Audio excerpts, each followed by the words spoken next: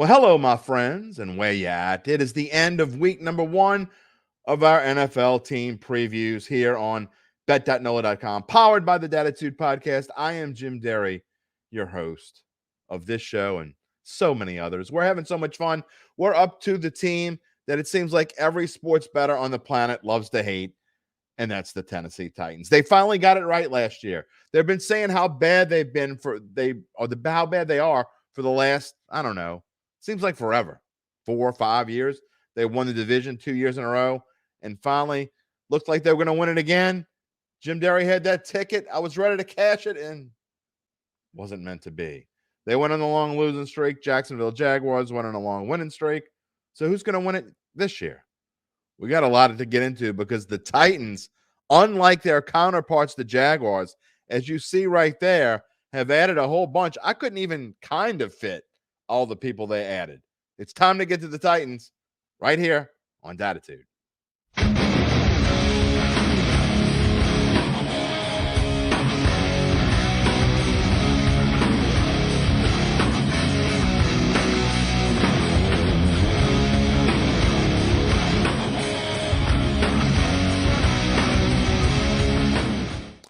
Yep, it indeed is time for the team that bettors love to hate, love to bet against. That is the Tennessee Titans. When you look at the numbers on your screen, they tell you why, in part, that they love to bet against the Titans, but it doesn't tell the whole story. Rushing yardage per game, you would think with Derrick Henry would be higher than 13th, but it wasn't last year. Now, that 30th rank in passing yards per game is a little bit misleading because Malik Willis played a lot of the season. Ryan Tannehill got hurt, changed everything. Malik Willis, still a Titan as of now, but you got to think he's third on the depth chart, right? Because that new guy down there, that third guy in the top newcomers, quarterback Will Levis, drafted in the second round, he was going to be this first-round pick. He had moved all the way inside of the top 10. Instead, he had to wait till day 2. Got picked in the second round, and at some point will likely be the Titans starter. I don't think I'm going to feel the same way when Will Levis is starting for this franchise, but as long as Tannehill's still in there and Derrick Henry's in the backfield, and now they got DeAndre Hopkins, this offense is going to be a lot better than it was. The offensive line is going to be a lot better than it was.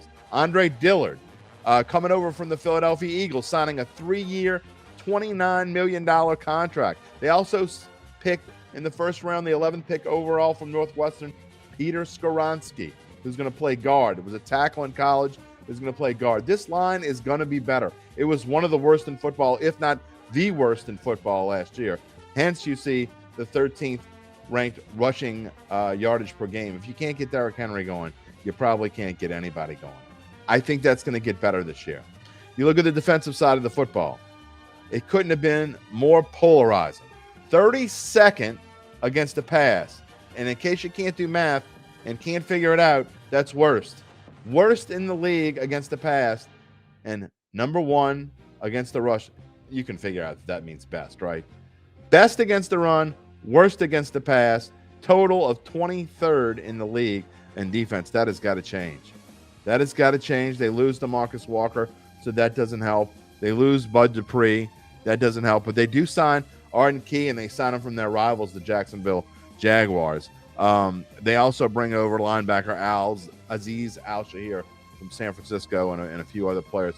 Look, Mike Vrabel's not going to stand for what he had last year. This team's going to be better on defense. I don't think they're going to be a whole lot better, which is why I've kind of backed off a little bit. You look at their wins, projected win total, their odds and totals, over-under of 7.5, and it's split right down the middle. You pay minus 110 to get the over. You pay minus 110 to get the under, which means it's not changing anytime soon. If you want to bet it, you can bet it today. You can bet it August 30th, unless there's some kind of injury, whatever you like it. That's where it's going to be. Division title, plus 320, maybe a little bit of value there. Yesterday, I told you my best bet for the Jaguars was that they would win the division, and I am confident they'll win the division. But I don't know, man. Plus 320 seems like a nice little value for this team that I think is going to be back. I'm not sure they can catch up to the Jags, but they're going to be back. Some other numbers here that I wouldn't put any money on. Had conference title. Let's get a little asterisk by it.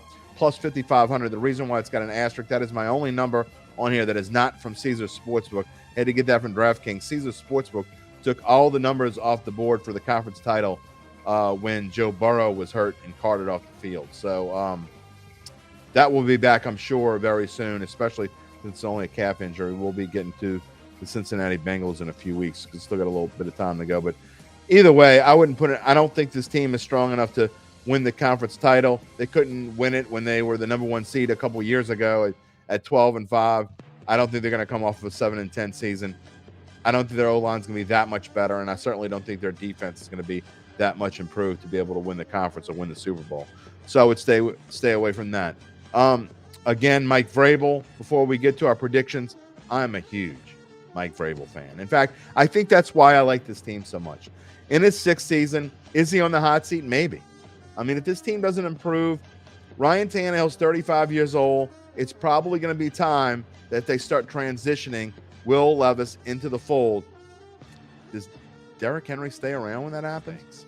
20th toughest schedule, which means little easier than average, okay? How do you like it? If you take a look at it and the way it starts, I always like to see how a team's going to start because it sets the tone for where they're going to end up. At New Orleans, home against the Chargers, at Cleveland, home against Cincinnati. Boys and girls, if it wouldn't be for those 4 games, and that's how the season starts for this team, I might have picked them to win the division. But to me, that might be a 1-3 start. 0-4 if things just don't go right. And I think the ceiling for that first 4 games is 2-2. At New Orleans, Chargers, at Cleveland, Cincinnati. Then you get a breather. I think you go to Indianapolis and win.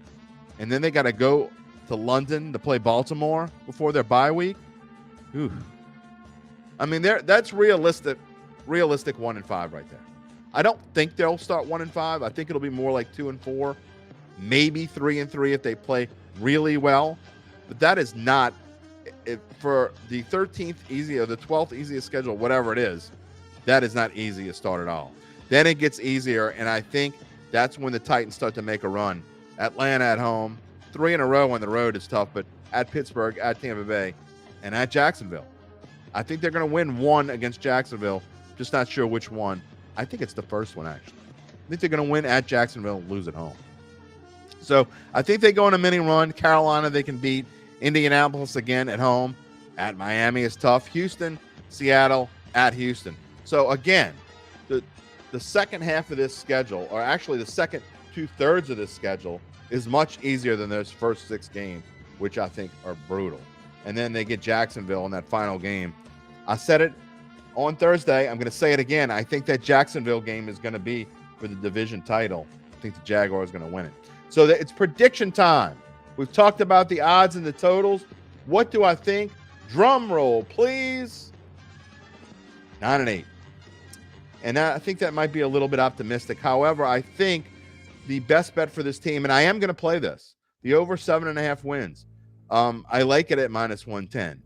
The reason why, I've said it before, even if they start 2-4, which is kind of what I predict, I think they can make a little run.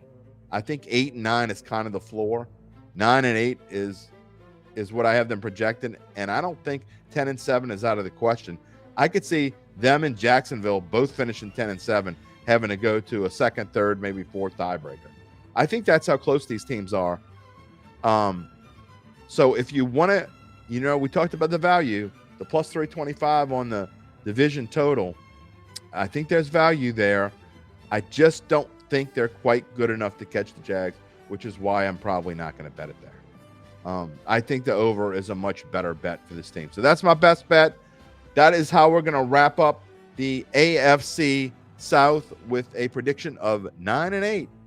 9-8. I know a lot of people aren't with me on that. A lot of people think this team's going to be worse than that. And speaking of worse than that, on Tuesday when we come back and start our first NFC team, we're going to go to the NFC West and maybe the worst team in football. Oh, I don't want to give any spoiler alerts away. So you didn't hear what I just said. But coming up on Tuesday is the Arizona Cardinals. We'll see you next week. Everybody have a great weekend.